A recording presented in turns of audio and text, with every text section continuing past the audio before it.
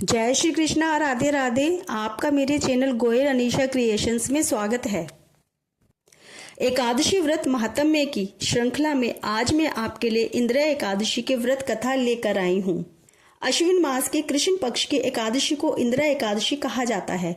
इसे श्राद्ध एकादशी भी कहा जाता है क्योंकि इंद्र एकादशी पितृपक्ष के दौरान आती है। श्राद्ध के दिनों में पड़ने के कारण इस एकादशी का संबंध अपने आप पितृपक्ष से जुड़ जाता है। धार्मिक ग्रंथों के अनुसार इस एकादशी में विष्णु पूजा करने से पितरों को तृप्ति और मोक्ष मिलता है।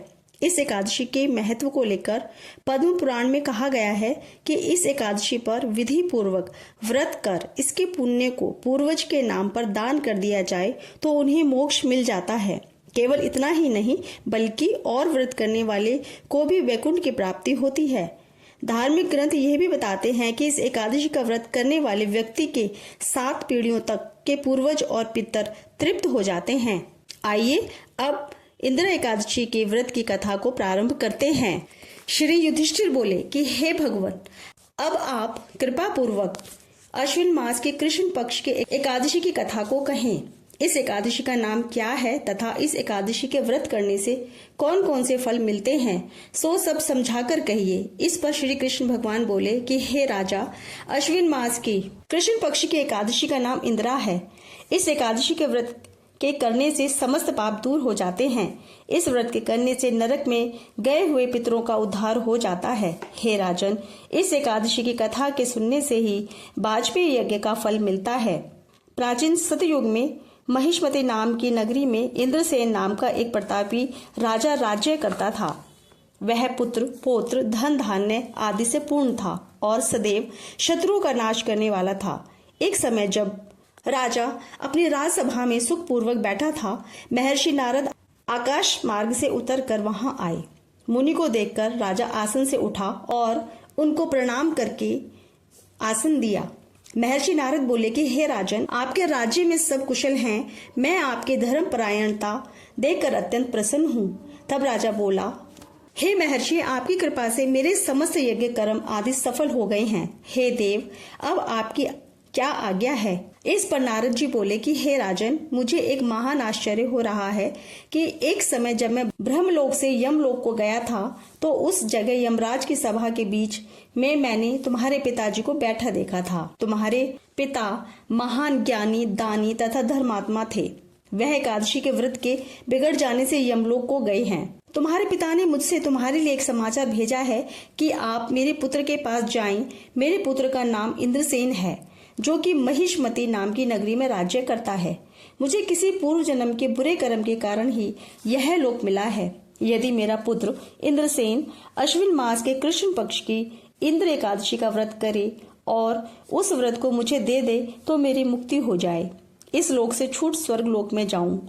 जब राजा ने महर्षि नारद जी से ऐसे पिता के दुख पूर्ण वाक्यों को सुना तो उसे बड़ा दुख हुआ। इंद्र एकादशी के व्रत की विधि पूछने लगा कि हे नारद जी, अब आप मुझे इस एकादशी के व्रत की विधि बतलाइए। इस पर नारद जी बोले कि हे राजन, अश्विन मास की कृष्ण पक्ष की एकादशी के दिन प्रातः काल श्रद्धा सहित स्नान करना चाहिए। इसके बाद दोपहर को भी स्नान करना चाहिए।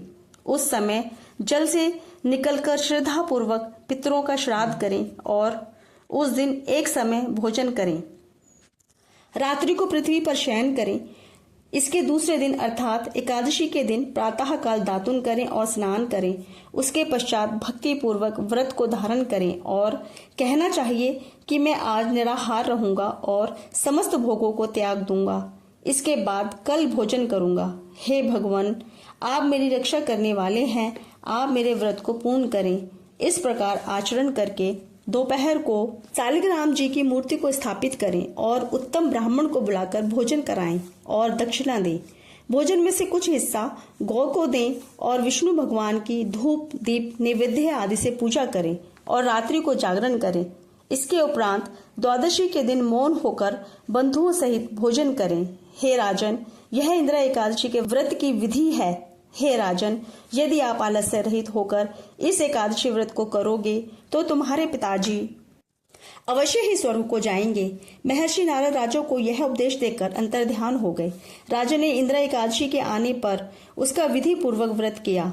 बंधु बांधव सहित इस व्रत के करने से आकाश से पुष्पों की वर्षा हुई और राजा का पिता यमलोक से गरुड़ पर चढ़कर स्वर्ग को गया।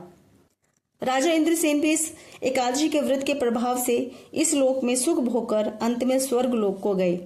श्री कृष्ण भगवान कहने लगे कि हे धर्मराज युधिष्ठिर, यह मैंने तुम्हारे सामने इंदिरा एकादशी का महात्म्य वर्णन।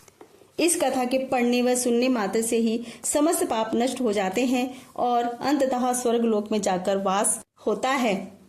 इस प्रकार से इंदिरा एकादशी की व्रत की कथा संपूर्ण होती है। जय श्री कृष्णा। राधे राधे।